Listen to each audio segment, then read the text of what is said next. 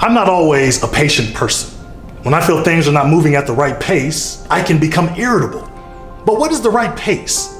After investigation, it's just my preferred speed, how I want things to flow. And while I have reasons for why I think something needs to happen quicker, I have learned there are also reasons I don't know for why it's not. It's like driving behind a car moving slower than you'd like. In frustration, you impatiently speed around them, but then you feel differently, maybe, when you see it's an older person trying their best. All I'm saying is, while we have our reasons for how something should happen, we don't always see the reasons why it isn't. But there's always a bigger picture. And I believe this is true for most of life. There's more beauty, more good, and more blessings than we see. And the Lord wants us to experience it all, but we can't let our pace, timeline, or expectations stop us from doing so. When I moved to St. Louis, I was already moving out of St. Louis. I had a timeline in my mind. My expectation was to be a part of a program for 1 year and move on to what was next. But interestingly, upon my arrival, I sensed an awareness from the Spirit of God to be patient. In other words, don't move on so quickly. Unpack everything. Don't look for next. Be fully present and see the bigger picture the Lord reveals. This was a call to do away with my pace, my timeline, and my expectations. It was a call to be an observer, an open-hearted learner, willing to follow where the Spirit leads. When I did this, it expanded my daily expectations. I wasn't only looking for something I hoped to see, I was now anticipating seeing what God wanted me to see.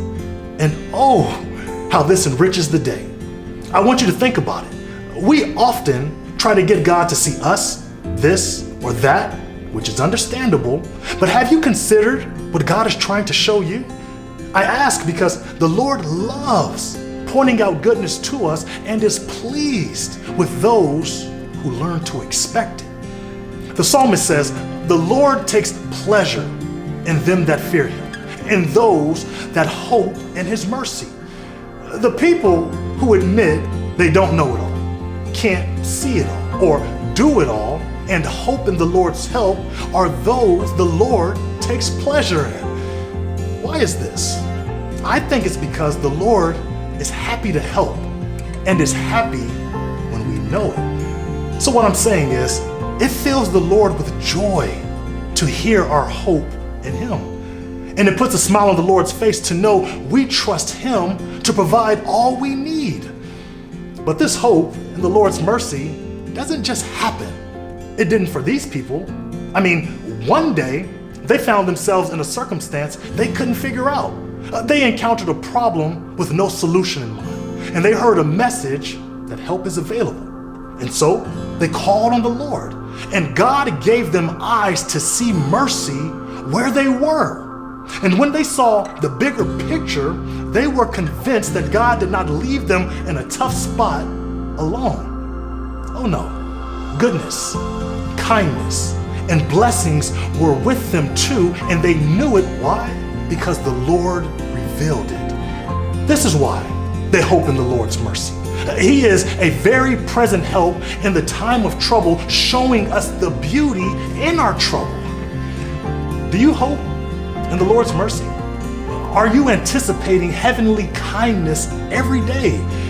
Imagine how you would live your life. You know, how you would begin each new rising, how differently you would face challenges, and how you would think about the future if you hoped for the Lord's kindness. Not only will you be among those who please God, you'll be more peaceful, more mindful of your surroundings, and more attentive to your thoughts and the bigger picture the Spirit is revealing. Ultimately, my friends, you will see more of the Lord's kindness in your life, which will lead you to hope for more of it. Peace.